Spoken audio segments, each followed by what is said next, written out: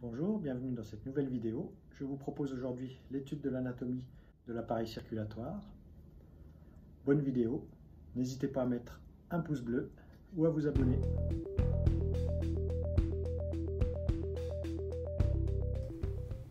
Si nous simplifions à l'extrême l'appareil circulatoire, nous pouvons dire qu'il s'agit d'une grosse pompe branchée sur un ensemble de tuyaux de canalisation. Ces canalisations se distribuent à l'ensemble de l'organisme, puis reviennent ensuite à la pompe, formant ainsi un circuit fermé.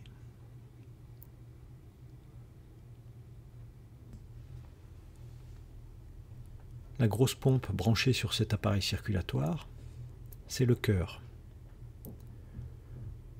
De ce cœur va partir de nombreux tuyaux qui constituent les artères.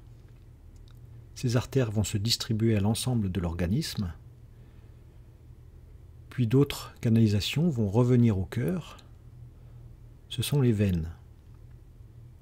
Au fur et à mesure qu'on s'éloigne du cœur, les artères vont être de plus en plus nombreuses, mais aussi de plus en plus petites, jusqu'à atteindre la taille du plus petit vaisseau contenu dans l'organisme, les capillaires. C'est au niveau de ces capillaires que se réalisent les échanges entre l'appareil circulatoire et les cellules de l'organisme. Le réseau capillaire fait le lien entre le réseau artériel et le réseau veineux. Le réseau artériel part du cœur pour aller se distribuer à l'organisme et le réseau veineux revient au cœur. L'ensemble artères, veines et capillaires forment les vaisseaux sanguins. Ces vaisseaux sanguins permettent la circulation du sang dans l'ensemble de l'organisme.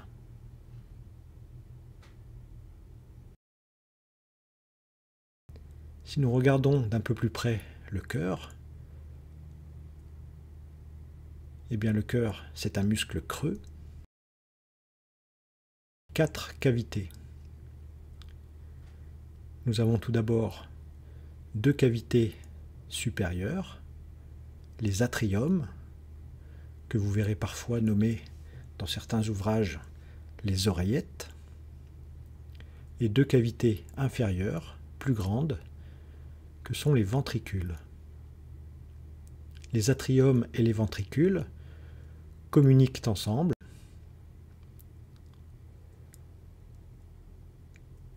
et sont séparés par des valves, les valves atrio-ventriculaires, donc les valves situées entre l'atrium et le ventricule correspondant. Ces valves atrio-ventriculaires laissent passer du sang dans un seul sens, en sens unique, des atriums vers les ventricules.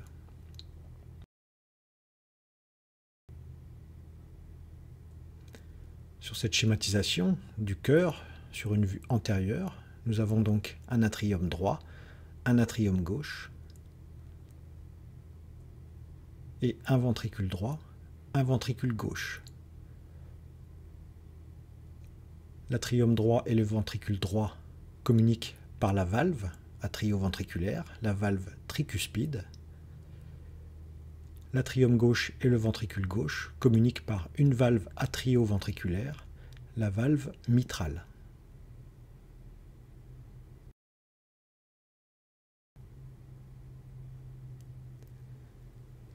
Les atriums reçoivent des vaisseaux. Ce sont des vaisseaux qui viennent vers le cœur, donc ce sont des veines. Les ventricules, eux, sont branchés sur des vaisseaux qui partent du cœur, puisqu'ils éjectent du sang. Donc les ventricules sont branchés sur des artères.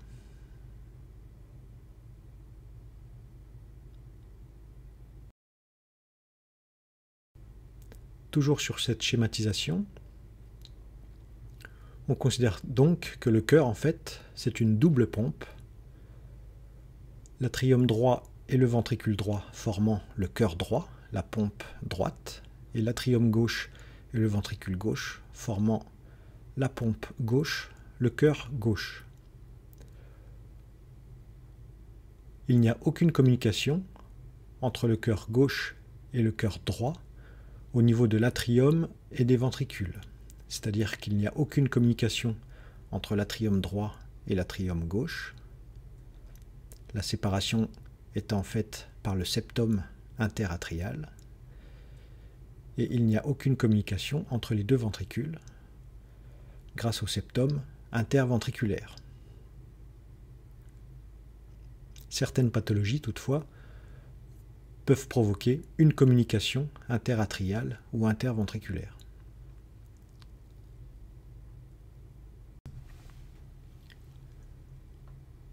Voyons maintenant comment s'organise l'appareil circulatoire entre nos deux pompes, gauche et droite, le cœur gauche et le cœur droit. Nous avons tout d'abord un premier circuit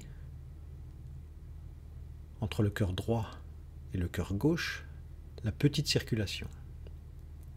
Cette petite circulation se destine aux poumons, d'où son nom de circulation pulmonaire.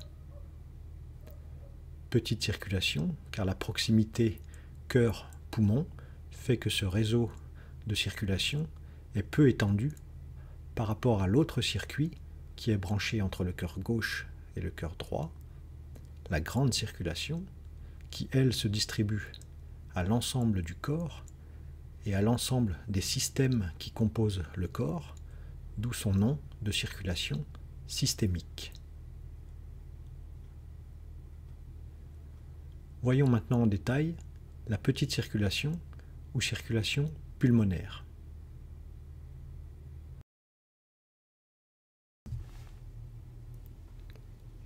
Eh bien, cette petite circulation ou circulation pulmonaire va du cœur droit vers le cœur gauche. Si nous reprenons ici la schématisation du cœur avec ses 4 cavités, eh bien, cette petite circulation part du cœur droit au niveau du ventricule droit, par le tronc pulmonaire qui va se diviser en artères pulmonaires gauche et droite, destinées au poumon gauche et au poumon droit, pour ensuite revenir vers le cœur gauche au niveau de l'atrium gauche par les veines pulmonaires gauche et droite. On considère que le sang qui part du ventricule droit n'est pas encore passé dans les poumons, c'est donc du sang pauvre en oxygène, du sang bleu, alors que le sang qui retourne au cœur après son passage dans les poumons est chargé en oxygène, c'est donc du sang riche en oxygène, du sang rouge. En fait, cette distinction rouge et bleu dans les livres d'anatomie vient de la couleur que prend l'hémoglobine lorsqu'elle est chargée en oxygène. L'hémoglobine est un constituant contenu dans les globules rouges qui permet de capter l'oxygène et d'aller distribuer cet oxygène à l'ensemble des cellules de l'organisme. Quand l'hémoglobine est chargée en oxygène, elle prend une couleur rouge vif, d'où la schématisation de sang rouge, oxygéné.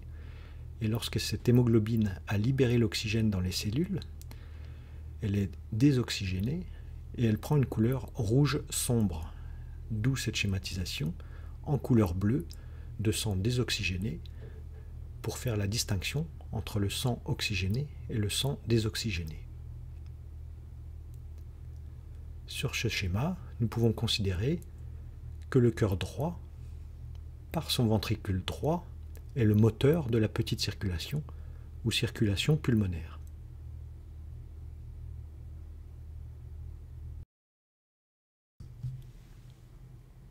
Nous retrouvons ici nos deux circuits de circulation, la petite circulation ou circulation pulmonaire, et nous allons voir maintenant la grande circulation ou circulation systémique. Cette circulation systémique va du cœur gauche au cœur droit. Reprenons la schématisation du cœur et ses 4 cavités. Donc à partir du cœur gauche et à partir du ventricule gauche, naît le réseau de grande circulation, le réseau systémique à partir de l'artère aorte qui se divise en de nombreuses artères qui vont former le réseau artériel, qui vont se distribuer donc à l'ensemble des systèmes du corps composés de cellules, composant elles-mêmes des tissus, composant eux-mêmes des organes. Donc on parle de circulation systémique. Et cette circulation systémique ou grande circulation revient ensuite au cœur par les veines caves, supérieures et inférieures, au niveau de l'atrium droit. Le sang qui sort du ventricule gauche provient de l'atrium gauche. Vous vous souvenez que l'atrium gauche reçoit le sang provenant des poumons, donc le sang de l'atrium gauche est oxygéné, il passe dans le ventricule gauche, donc on a du sang oxygéné, rouge, qui sort du cœur gauche au niveau du ventricule gauche, passant par l'aorte, destiné à aller oxygéner l'ensemble des cellules du corps. Et le sang qui revient, lui, au cœur, par les veines caves supérieures et inférieures, est du sang pauvre en oxygène, puisque l'oxygène a été utilisé par l'ensemble des cellules et des organes du corps.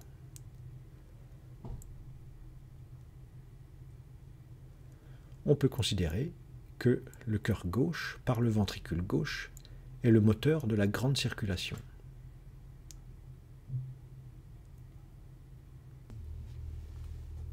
Reprenons l'ensemble de la construction de cet appareil circulatoire, avec à partir du ventricule gauche qui contient du sang riche en oxygène, eh bien, le circuit de circulation systémique ou grande circulation qui vient se distribuer à l'ensemble du corps par l'artère aorte qui va se diviser en de nombreuses artères pour former le réseau artériel qui se distribue à l'ensemble des organes, pour ensuite revenir par les veines caves supérieures et inférieures vers le cœur droit au niveau de l'atrium droit avec du sang bleu et du sang pauvre en oxygène puisque l'oxygène a été utilisé par l'ensemble des organes et des tissus du corps humain.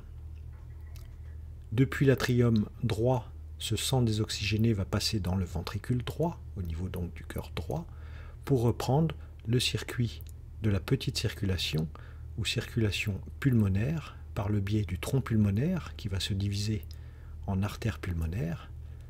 Et ce sang va donc traverser les poumons. Ce sang désoxygéné va traverser les poumons pour capter l'oxygène et revenir au niveau du cœur gauche et de l'atrium gauche, donc du sang rouge oxygéné qui revient au cœur par les veines pulmonaires. Nous avons donc sur ce schéma le cœur droit et le cœur gauche, le cœur droit étant rempli de sang désoxygéné, du sang bleu, et le cœur gauche étant rempli de sang riche en oxygène, du sang rouge.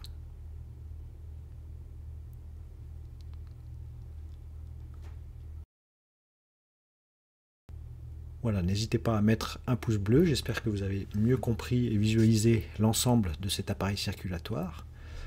À bientôt pour de nouvelles vidéos.